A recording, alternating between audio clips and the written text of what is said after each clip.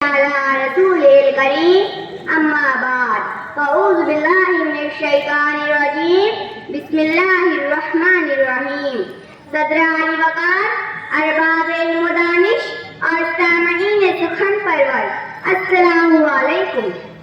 میں گواہی دیتی ہوں کہ امت محمدی کی حقیقت لا الہ الا اللہ سے شروع ہو کر محمد رسول اللہ سے گزرتے اہدنا الصراط المستقیم پر آ کر رک جاتی ہے، مگر ہماری روایات اتنی ہی بصورت ہے جو دربار فرعون سے شروع ہو کر یزید وقت کو سلام کر کے اسرائیل قوم کے سامنے آ کر رک جاتی ہے.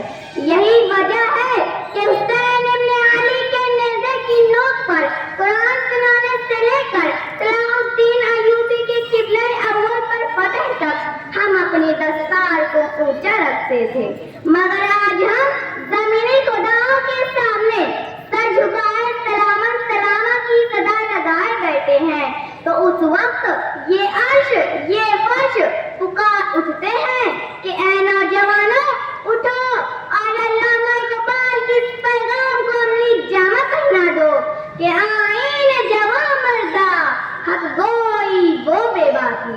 اور یہی آج میرا موضوع سخن ہے.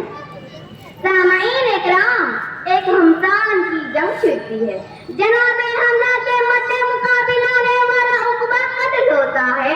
عبیدہ بن ابی شیبہ کو موت سے گھاٹ اتارتے ہیں، جبکہ علی ابن طالب ولی کو واصل جہنم کرتے ہیں اور بتاتے ہیں کہ آئین جوان مردہ حق گوئی وہ بے باکی.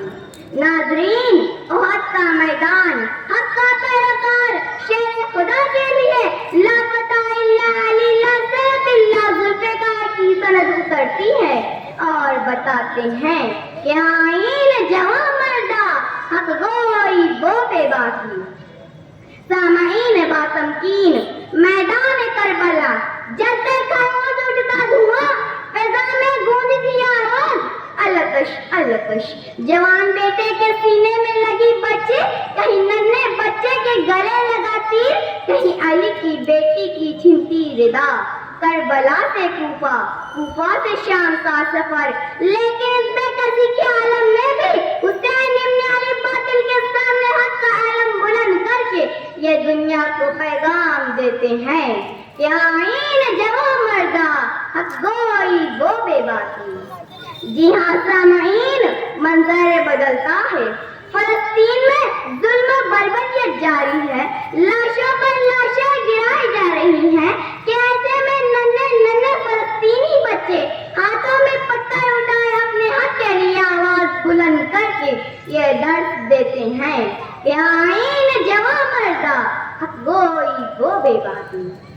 کہاں ہے عرض و سما کا خالق کہ چاہتوں کی رگیں پوری ہے، حوث کی سرخی رگیں بشر کا حسین غازہ بنی ہوئی ہے.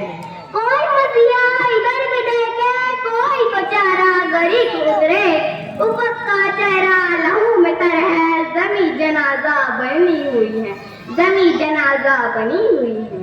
جی ہاں حاضرین، آج جب تک تو منہ چھپا کر آج جھوٹ کا سلام کر کے جینا پڑے تو مسیحا کی مختصر آواز دم توڑ جاتی ہے.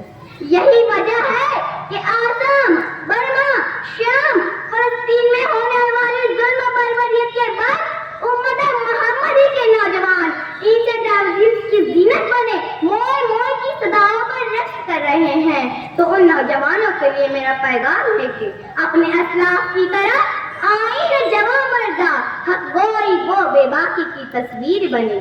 حق گوئی وہ بے باکی کا درس صرف میدان جنگ میں ہی نہیں بلکہ عدالت، معاشرت اور سیاست میں بھی اپنانا ہوگا. آج ہم حرمت نبی پر گستاخی رسول کی جان لینے کے لیے تیار ہے، لیکن حرمت نبی میں کلمہ حق کہنے سے ڈرتے ہیں. اگر ہم مسلمانوں کو شان سے سر اٹھا کر جینا ہے تو اقبال کے اس فرمان کو اپنانا ہوگا. آئین جوان مردہ حق گوئی وہ بے باکی. اللہ کے شیروں کو آتی نہیں ربائی. خدا حافظ.